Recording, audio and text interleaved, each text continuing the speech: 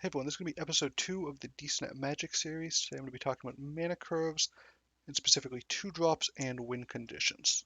I expect most people know what a mana curve is, but to put it simply, it's just a representation of how many cards you have at each mana cost in your deck, particularly creatures.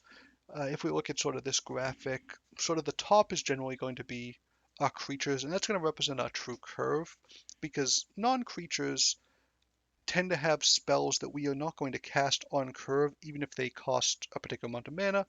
For instance, a 2 mana combat trick is rarely going to be what we do on turn 2, so it doesn't make a ton of sense to count that in our curve, because it's not going to follow the play pattern of a 2 drop into a 3 drop. And another thing to just keep note of is that in limited, you're generally not going to have enough 1 drops to really start your curve on 1. So most curves are going to start on turn 2, which is one of the reasons why 2 drops are so important in limited.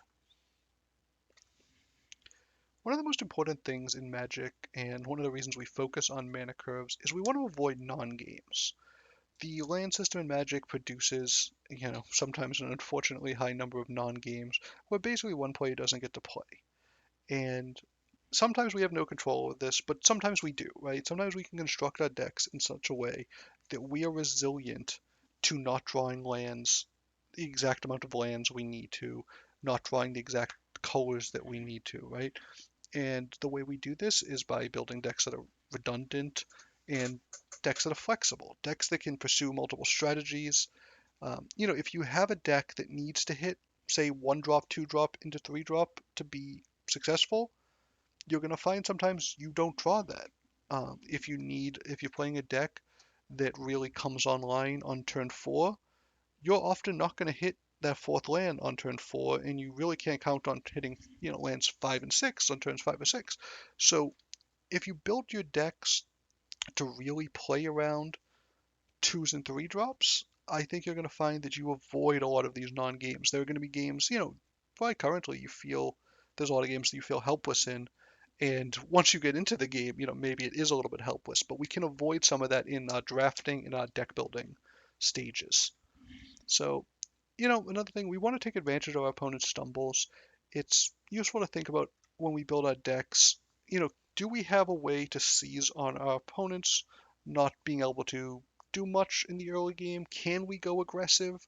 Can we gain some advantage from our opponents not playing to our board? Even if that's a card draw, card advantage, um, even if it's assembling some kind of value engine, is there something we can do if our opponent turns into a goldfish for a few turns? And another thing about it is just that high cost cards are blanks for much of the game, and this is going to affect, this means they don't impact the game in any way, and this affects our ability to play flexibly because we're going to have fewer options, and it means we're going to be down cards if that starts to matter because our land drops aren't certain. Having a 6 drop, in your hand doesn't mean you're going to play it on turn 6. If you look at this chart right here, we can see that for a 17 land deck, which is fairly typical, you're going to hit your 1s, 2s, and 3s fairly often, right? You're probably not going to keep many hands that don't have at least 2 lands, and you're generally going to be able to play your 3 drops on turn 3. 4 drops, 70%-ish. That's not bad. That's likely, but really not certain. When we get to 5, we're only about 50-50 to be able to play our 5 drops on turn 5. So if you're talking about a 5 drop, it's not particularly likely that you curve into your 5 drop.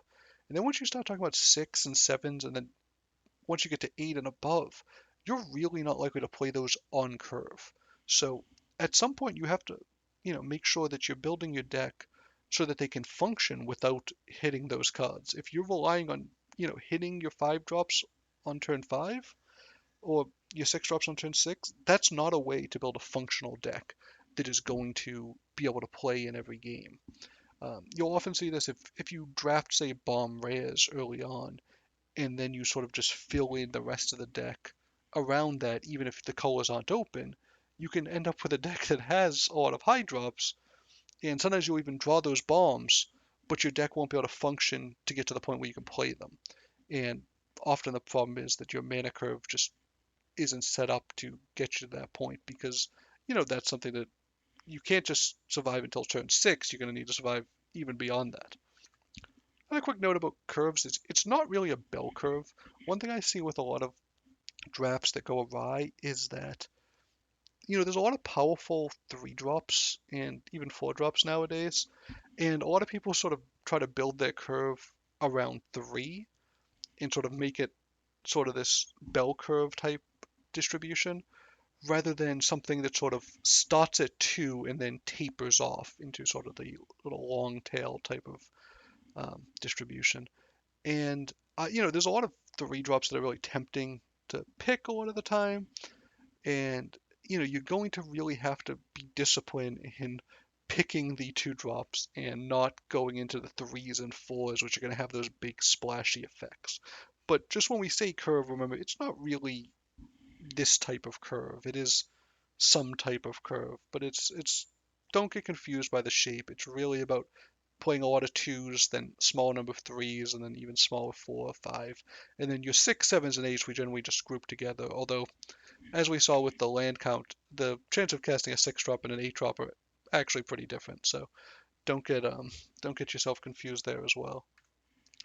I also have mentioned this in some videos before, but there are such things as fake 2 drops, which are basically cards that are just not things that actually come out on curve.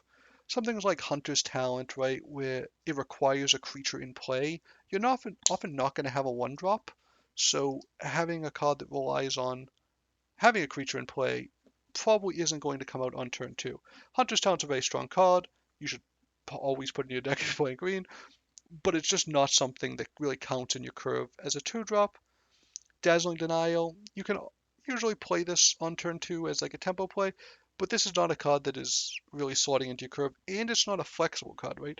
A card like Dazzling Denial, because it's not a creature, can't go into an aggressive strategy. Not just you don't have strategy just for decks, right? You have strategy game by game, and your deck is going to inform these strategies, but you don't want to be so limited that you can never go aggressive or never play reactively. That you always have to be the beatdown, if people remember that article. Um, Something like Overprotect, again, if you don't have creatures, you're generally not going to be playing combat tricks on turn 2. Fine card generally doesn't count as part of your curve. Sorcery speed removal I wanted to touch on because, an instant speed removal, in the same way of Dazzling Denial, you can sort of play this on curve a lot of the time. Usually your opponent will have a 2 drop. You can kill it at the end of the turn. That sort of counts. It's sort of a defensive curve, right? But it's not necessarily it's not an offensive curve, but it is something.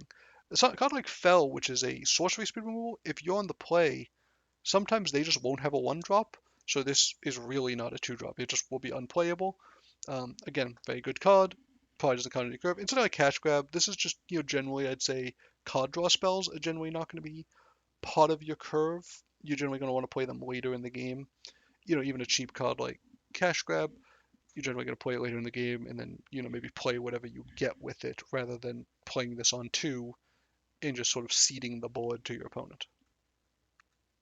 So when we talk about playing flexibly, one of the most important aspects are cards that can play both ways, and especially your 2 drops, right? And I think if we look at a card like Shoreline Looter, right? Shoreline Looter is a very, very strong card, but it contributes very, very little defensively. It's only a 1/1.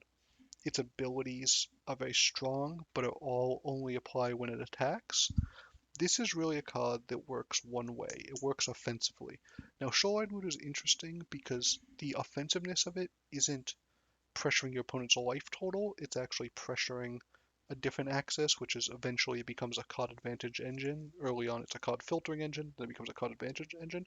But that's all done through attacking, right? It's the aggressor.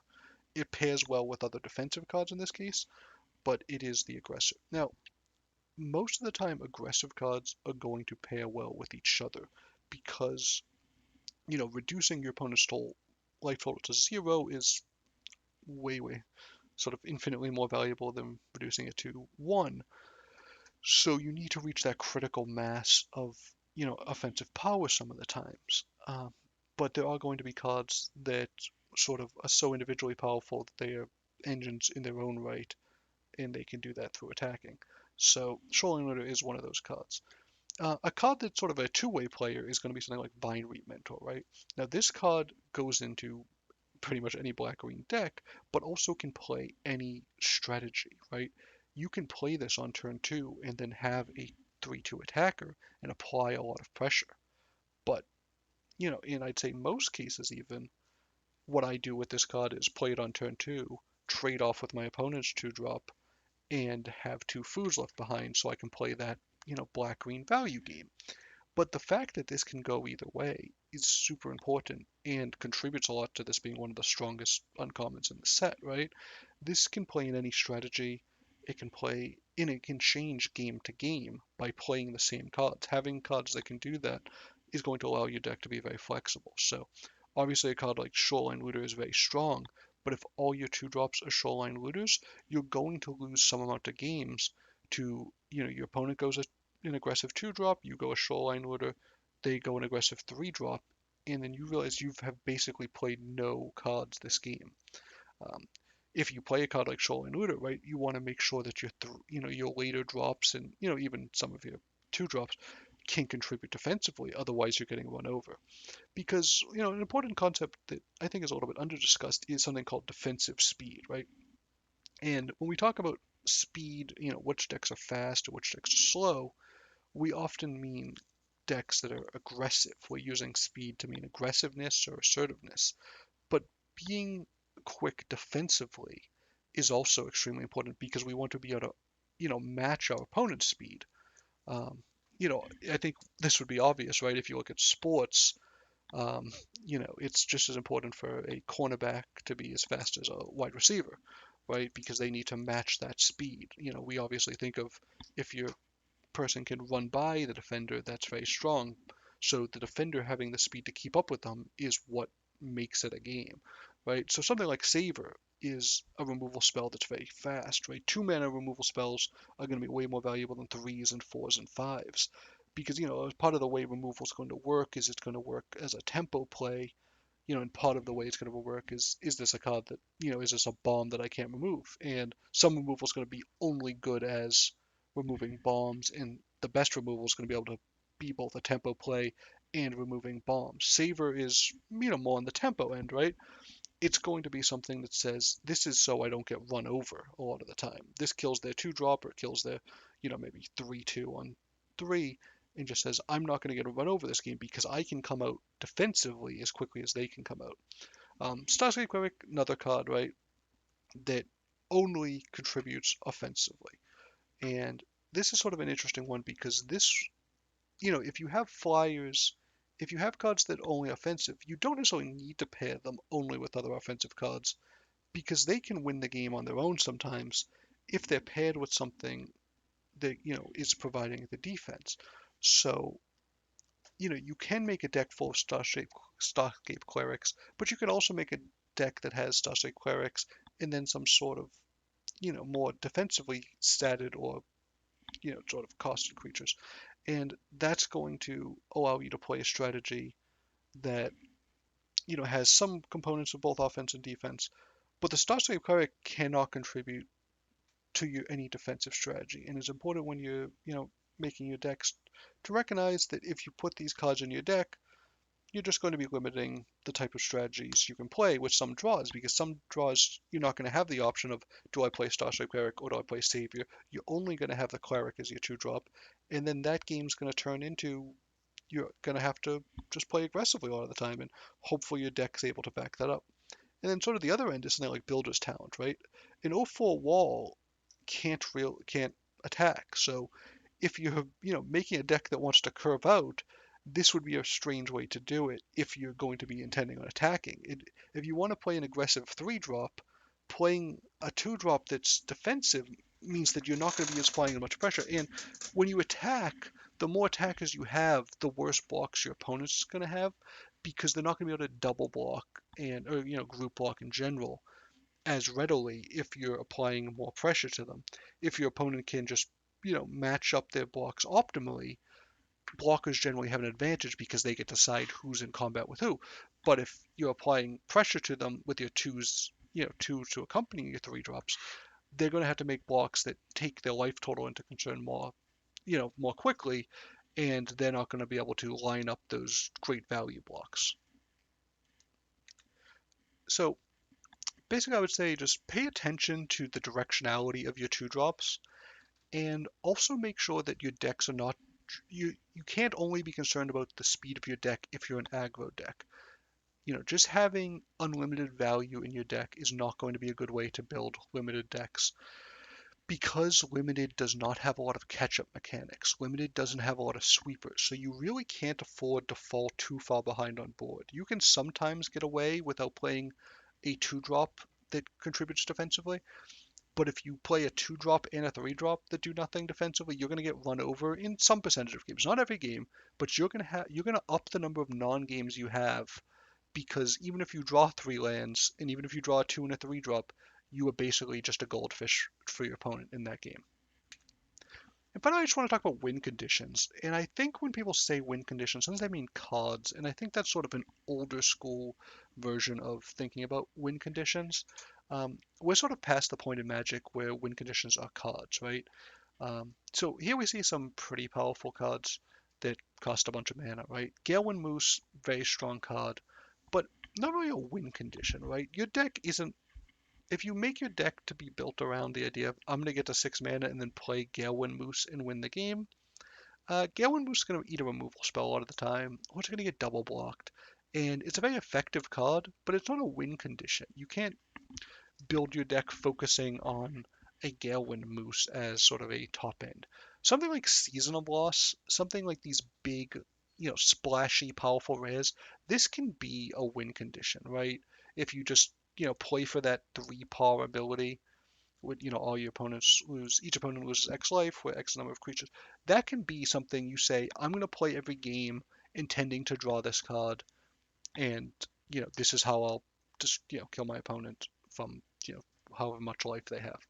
Um, but outside of those really really splashy rares, playing high cost cards as win conditions I think is often misguided. I would say that there is not that you should never play Junkblade Bruiser, but there is never a deck that needs a Junkblade Bruiser.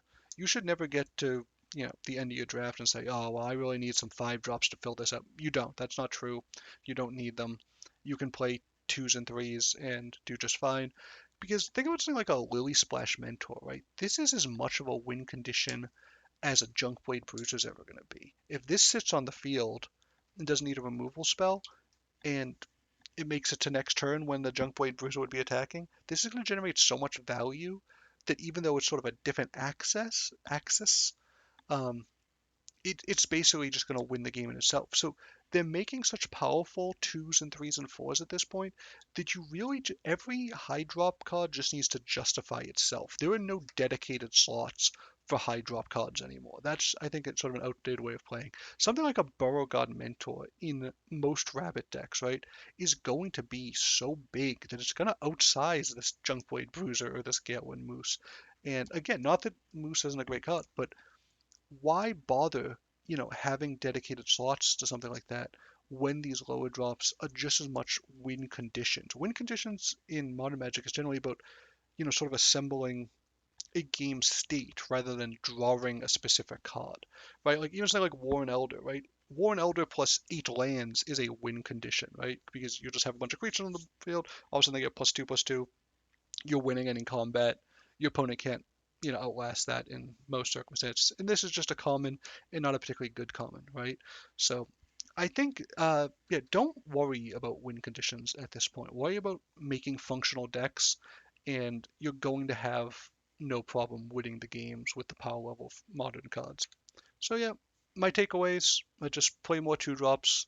Uh, your 2 drops are going to define your strategy, and don't worry about win conditions. I know this all sounds really basic, but I think really ask yourself, am I heeding the basic advice, right? Am I doing the things that I know are correct? I know I watch a lot of people draft, and I see someone like LSV draft a lot of lands early on, and I just, I'm like, how are you drafting a land over this fun splashy card?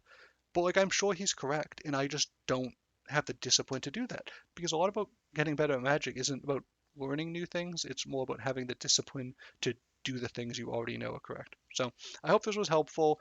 If it is too basic, or if there's stuff I could have explained better, please do let me know. I appreciate you all watching. Hope you have a good day.